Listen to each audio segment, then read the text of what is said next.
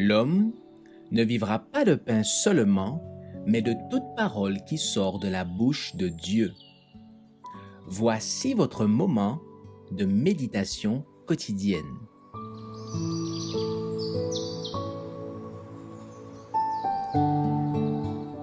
Maranatha, le 13 janvier. Il régnera pour toujours. Le 7e ange sonna de la trompette, et il y eut dans le ciel de fortes voix qui disaient : Le royaume du monde est remis à notre Seigneur et à son Christ, et il régnera au siècle des siècles. Apocalypse 11, verset 15. La venue du Seigneur pour instaurer le règne de la justice a inspiré les exclamations les plus enthousiastes des écrivains sacrés.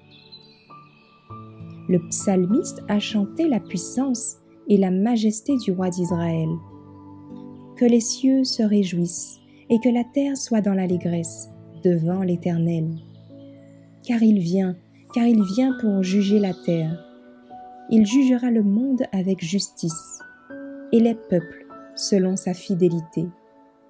Psaume 96, versets 11 à 13. Il anéantira la mort pour toujours. Le Seigneur, l'Éternel, essuie les larmes de tous les visages. Il fait disparaître de toute la terre l'opprobre de son peuple. Car l'Éternel a parlé. Ésaïe 25, verset 8. Sur le point de quitter ses disciples, le Seigneur les console par l'assurance de son retour. Que votre cœur ne se trouble point. Il y a plusieurs demeures dans la maison de mon Père. Je vais vous préparer une place. Et lorsque je m'en serai allé et que je vous aurai préparé une place, je reviendrai et je vous prendrai avec moi, afin que là où je suis, vous y soyez aussi. Jean 14, versets 1 à 3. Les anges, restés sur le mont des Oliviers, après l'ascension du Sauveur, réitèrent aux disciples la promesse de son retour. Ce Jésus, qui a été enlevé au ciel du milieu de vous, viendra de la même manière que vous l'avez vu allant au ciel. Acte 1, verset 11. Et l'apôtre, sous l'inspiration de l'Esprit, écrit aux Thessaloniciens : Car le Seigneur lui-même a un signal donné à la voix d'un archange et au son de la trompette de Dieu, descendra du ciel.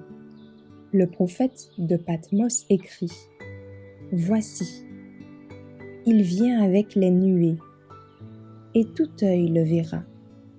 Apocalypse 1, verset 7. C'est autour de cette venue que resplendit la gloire du rétablissement de toutes choses, dont Dieu a parlé anciennement par la bouche de ses saints prophètes. Acte 3, verset 21. Alors, le règne du péché prendra fin. Le royaume du monde sera remis à notre Seigneur et à son Christ, et il régnera au siècle des siècles. Apocalypse 11, verset 15.